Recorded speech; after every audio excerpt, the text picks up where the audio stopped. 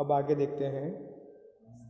सोमा बुआ जो है राधा भाभी से बात करते करते जो है कि पुरानी बातें याद आते ही पति पत्नी सन्यासी जी ने जो कहा सुनी कही थी, अनकही कही थी, उससे उनकी आंखों में जो आंसू आए थे उससे जो है कि बाहर आने के लिए राधा भाभी ने समझाया कि सन्यासी जी साल में एक बार आते हैं, एक महीना आते हैं, सुन लिया करो, मन पर मत लो। अब आगे देखते हैं। सुनने को तो सुनती ही हूँ पर मन तो दुखता ही है कि एक महीने को आते हैं तो भी कभी मीठे बोल नहीं बोलते। एक पत्नी जो है कि जिस प्रकार पति से आस रखती है दो मीठे वचनों को, यही उसका आधार होता है, यही उसका संबल होता है। इसलिए वे कहती हैं कि यही तो मैं कहती हूँ कि एक महीने के लिए आते हैं तो दो मीठे बोल ही तो बोल ले। मेरा और क्या वे चाहती हैं? मेरा आना जाना इन्हें सुहाता अच्छा नहीं लगता। सो तू ही बता रहा था, ये तो साल में 11 महीने हरिद्वार रहते हैं। इन्हें तो नाते रिश्ते वालों से कुछ लेना देना नहीं, पर मुझे तो सबसे निभाना पड़ता है। इनको जो है कि बिरादरी से कोई लेना देना अब रहा नहीं, रखते नहीं, पर मैं तो समाज में बैठी हूँ, मुझे आना जाना लोगों से जो है कि नाते रिश्ते वालों से जो है कि उनका व्यवहार करना पड़ता है। मैं भी सबसे तोड़ ताड़ कर बैठ जाऊं तो कैसे चले? समाज में जब इंसान रहता है तो सारे व्यवहारों को लेकर चलता है। यही व्यवहारू बात जो है कि सोमा बुआ बताती हैं। वो अपने पति की तरह जो है सन्यासी नहीं बनी। मैं तो इनसे कहती हूँ कि जब पल्ला पकड़ा है तो अंत समय में भी साथ ही रखो। सो तो इनसे होता नहीं कि जब मैंने शादी की है तो अंत समय तक तुम हरिद्वार रहते हो तो मुझे भी हरिद्वार ले जाओ, पर ये तो इनसे होता नहीं। अंत समय तक, अंतिम सांस तक साथ में रखो, पर ये उनसे होता नहीं है। सारा धर्म कर्म ये ही लूटेंगे, सारा जस ये ही बटोरेंगे और मैं अकेली पड़ी पड़ी यहाँ इनके नाम को रोया करूँ। सारा धर्म कर्म यही जो है पूजा प्रार्थना ईश्वर आराधना यही करेंगे और मुझे यहाँ रख छोड़ा है। सारा यश सारी भक्ति यही बटोरेंगे। उस पर से कहीं आऊँ जाऊँ वह भी इनसे बर्दाश्त नहीं होता।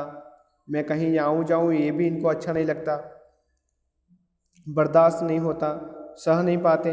और बुआ फुट फुट कर रो पड़ी। ये फुट फुट कर रोना, जोर जोर से रोना, ये मुहावरा है, फुट फुट कर रोना। तो वे रोने लगी। वैसे एक तरीके से यह बात भी उनकी सही थी, सोमा बुआ की। राधा दोनों अपनी जगह जगह पर सही है, इसलिए कहते हैं कि हर एक इंसान अपनी जगह पर सही होता है। यहाँ सन्यासी भी जो है अपनी जगह सही है, सोमा बुआ भी अपनी जगह सही, लेकिन फिर भी सन्यासी जी इसलिए सही हैं कि जहाँ बुलावा नहीं है वहाँ नहीं जाना चाहिए। चाहे सोमा बुआ कितना ही जो है कि अपनापन समझ कर जाए लोगों के बिन बुलाए, ये उचित है नहीं। और उनके काम में जो है हाथ बताए, यह भी उचित नहीं। क्योंकि जहाँ पर बुलाया नहीं, जहाँ सौंपा नहीं गया कोई काम, वो उठा लेना और करना उचित नहीं होता। लोगों को लगता है कि ये हमारे काम में टांग अड़ाती हैं, यही बात होती थी, इसलिए सन्यासी जी बोलते थे। पर ये जो है कि सोमा बुआ समझ नहीं रही थी। बेचारी इतने हंगामे में बुलाना भूल गए। देखो किशोरी लाल का पक्ष ले रही हैं अब। बेचारे इतने हंगामे में मुंडन के प्रसंग में भाग दौड़ में मुझे बुलाना भूल गए तो मैं भी मान करके बैठ जाती। अब जो है कि अपना सामान लेके बैठी रहती। फिर घर वालों का कैसा बुलाना, और घर वाले को बुलाने के बाद कहाँ, बिना न्योते ही जाना चाहिए। मैं तो अपनेपन की बात जानती हूँ, जो अपनापन दिखा दे वही बात मैं जानती हूँ। कोई प्रेम नहीं रखे तो 10 बुलावे पर नहीं जाऊँ, और प्रेम रखे तो बिना बुलाए भी सिर के बल जाऊँ। यहाँ वे कहती हैं कि किशोरीलाल और उनका परिवार हमसे बहुत प्यार रखता है, मुझसे बहुत प्यार रखता है, इसलिए प्रेम के वश होकर मैं गई थी। कोई बिना प्रेम रखे और 10 बार बुलाए तो भी मैं न जाऊँ। मेरा अपना हरखू अब बात उनका बेटे का नाम आता है। हर्ष से हरखू हो गया, अपभ्रंश होके गांव में चलता है ऐसा। मेरा अपना हरखू होता और उसके घर काम होता तो क्या मैं बुलावे के भरोसे बैठी रहती? मेरे बेटे हरखू का उसके जो है कि मेरा अपना हरखू होता और उसके घर काम होता तो क्या मैं बुलावे के भरोसे बैठी रहती। तो वे जो है कि मेरा बेटा यदि मुझे बुलाता, उसके घर प्रसंग होता तो क्या मैं इस प्रकार बैठी रहती क्या? मेरे लिए जैसा हरखू वैसा किशोरी लाल, जैसा मेरा हरखू है वैसा ही किशोरी लाल है। आज हरखू नहीं है, इसी से दूसरों को देख देख कर मन भरमाते रहते हैं। और वे हिचकियाँ लेने लगी। आज हरखू नहीं है इसलिए जो है, आज हरखू नहीं है, उनका बेटा नहीं है, इसलिए जो है कि वे लोगों के देख देख कर जो है अपना मन बहलाती हैं और हिचकियाँ लेकर वो रोने लगी। पापड़ों को फैलाकर स्वर को भरसक कोमल बनाकर राधा ने कहा, तुम भी बुआ। पापड़ों को फैलाकर, पापड़ जो सुखाकर वो जो है स्वर को भरसक कोमल बनाकर, एकदम कोमल स्वर में राधा ने कहा, क्योंकि वो अपनी जगह जो है कि सही थी, इसलिए उनको ढाढ़स बंधाना भी बहुत ज़रूरी था। तुम भी बुआ बात को कहाँ से कहाँ ले गई, अब चुप भी हो। अच्छा देखो, तुम्हारे लिए एक पापड़ भुन कर लाती हूँ, खाकर बताना कैसा है। और वह पापड़ लेकर ऊपर चढ़ गई। अब उनको ढाढ़स बंधाते हुए कहती हैं कि चुप हो जाइए। अच्छा देखो, एक तुम्हारे लिए पापड़ सेक कर, भून कर अर्थात सेक कर लाती हूँ, खाकर बताना कैसा है। और वह पापड़ लेकर ऊपर चढ़ गई। इस प्रकार जो है राधा भाभी इनको जो है कि दुख से बाहर लाने की कोशिश करती हैं, प्रयास करती हैं। कोई सप्ताह भर बाद बुआ बड़े प्रसन्न मन से आई और सन्यासी जी से बोली। 7 दिनों का समूह, उसे सप्ताह कहते हैं। कोई सप्ताह भर बाद बुआ बड़े प्रसन्न मन से आई और सन्यासी जी से बोली, सुनते हो, देवर जी के ससुराल वालों की किसी लड़की का संबंध भागीरथी जी के यहाँ हुआ है। वे जो है बड़े कहीं से उनको मिला समाचार कि उनका जो देवर था, जो गुजर चुके हैं, और उनके जो है कि ससुराल वाले जो हैं, उनकी किसी लड़की का संबंध गांव के भागीरथी जी के यहाँ हुआ था। तो सन्यासी जी को उनके पति को आके बताते हैं। वे सब लोग यहीं आकर ब्याह कर रहे हैं कि वे जो है कि उनके वहाँ के लोग यहाँ आके ब्याह करेंगे। देवर जी के बाद तो उन लोगों से कोई संबंध ही नहीं रहा। फिर भी है तो समझी ही, देवर जी के गुजर जाने के बाद उनसे कोई संबंध नहीं रहा, लेकिन है तो समझी। तो ऐसा वे अपने पति को कहती हैं। वे तो तुमको भी बुलाएं बिना नहीं मानेंगे। समझी के अपने पति को कहती हैं कि आपको भी वे बुलाएंगे।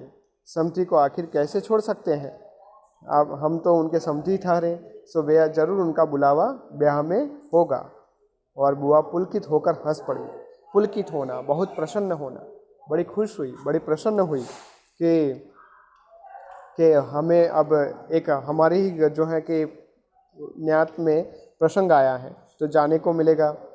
सन्यासी जी की मौन उपेक्षा से उनके मन को ठेस तो पहुंची, फिर भी वे प्रसन्न थी। सन्यासी जी ने जो है मौन रहे, उपेक्षा भाव से मौन रहे। उनको पता था कि ऐसा कोई निमंत्रण आएगा नहीं और ऐसे किसी उनमें अब जाने का कोई मतलब भी नहीं है। तो इस मौन उपेक्षा से सोमा बुआ को बड़ी ठेस पहुंची, फिर भी वे प्रसन्न थीं। फिर भी उन्होंने पति की इस प्रकार की उपेक्षा को जो है मन में नहीं लिया और प्रसन्न रही। इधर उधर जाकर वे इस विवाह की प्रगति की खबरें लाती। आखिर एक दिन वे यह भी सुनाई कि उनके समधी यहाँ आ गए। इधर उधर जाकर गांव भर में जाकर वो जो है कि सारी ब्याह की खबरें लेकर आती और अपने पति को कहती। और एक दिन यह भी सुन कर आई कि वे समधी यहाँ गांव में आ गए हैं।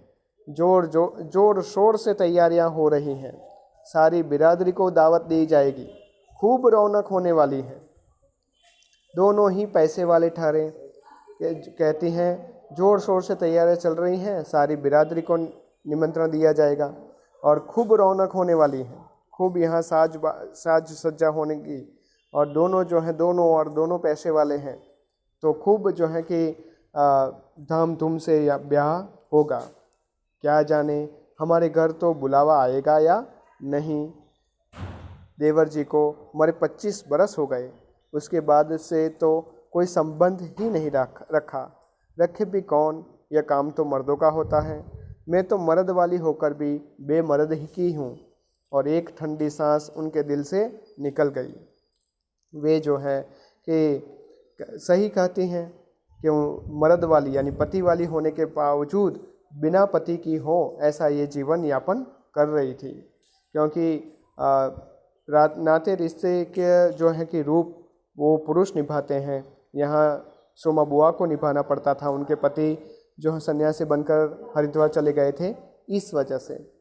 तो सोचती हैं क्या जाने वो उनका बुलावा हमें न्योता आए या ना आए। और एक ठंडी सांस उनके दिल से निकल गई। एक जो है कि निराशा की सांस उनके मन से निकली।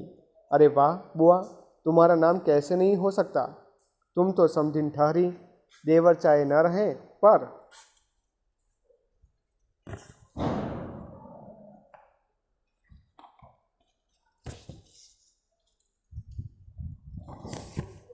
रिश्ता थोड़े ही टूट जाता है। दाल पीसती हुई घर की बड़ी बहू बोली। अब जो है कि उनके देवर की बड़ी बहू जो थी वो कहती हैं कि तो देवर जी के गुजर जाने की वजह से क्या रिश्ता थोड़ी ना टूट जाता है। ज़रूर उनका निमंत्रण हमारे लिए होगा।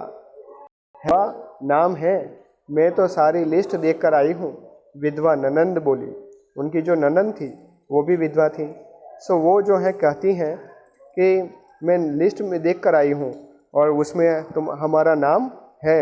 बैठे 2 कदम आगे सरक कर बुआ ने बड़े उत्साह से पूछा, तू अपनी आंखों से देख कर आई है नाम? नाम तो होना ही चाहिए, पर मैंने सोचा कि क्या जाने आजकल के फैशन में पुराने समधियों को बुलाना हो न हो। यहाँ पर व्यंग किया है मन्नू भंडारी जी ने। बेचारी उत्साह से बड़े आस से नंदन के पास सरक कर जाती हैं और पूछती हैं, क्या तुम देख कर आई हो नाम? फिर तो ज़रूर होगा। और पता, मैं तो सोच रही थी कि पता नहीं आजकल की फैशन, ये फैशन है अब कि बहुत जिनसे जो है कि काम पड़ता है ऐसे लोगों को ही बुलाते हैं, या उपयोग समाज में जिन्होंने हमारे लिए कोई काम में मदद आए हों या जिससे भविष्य में काम पड़ने वाला हो, ऐसे लोगों को ही जो है किसी सुखद प्रसंगों में बुलाया जाता है, सगाई या शादियों में। तो यही बात यहाँ मन्नू भंडारी जी ने व्यंग के रूप में सोमा बुआ के जरिए बताई। क्यों रही रहा था, तू तो जानती है कि नई फैशन में लड़की और बुआ बिना 2 पल भी रुके वहाँ से चल पड़ी। अपने घर जाकर सीधे राधा भाभी के कमरे में चढ़ी। क्यों रही रहा था, तू तो जानती है कि नई फैशन में लड़की की शादी में क्या दिया जावे है। समझियों का मामला